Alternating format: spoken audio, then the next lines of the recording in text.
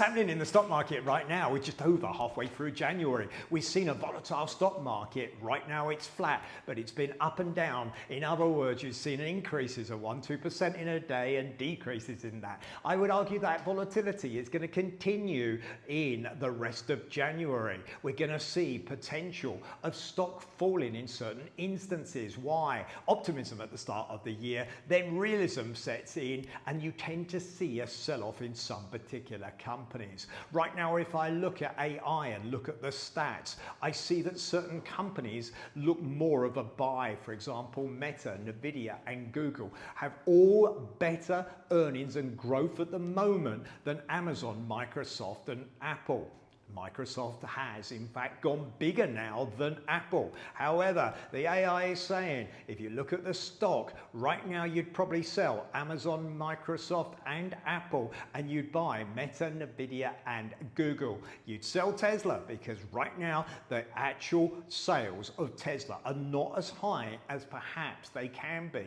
And whilst of course it's a great stock for potentially for the future, if we look at sales and profitability, then right now, then there's certain companies that are doing better on a growth factor than other companies. If we look at the future, we see that fixed interest rate, is it going to stay high? Are the Fed, are the central bank in Europe going to decrease interest rates? I would suggest again that expectations of interest rate drops are more than is going to happen.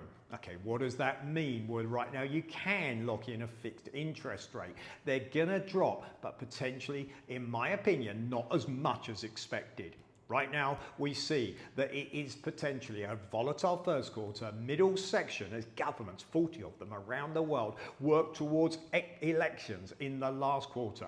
Try and make sure the economies are doing well. Growth in the middle section of the year.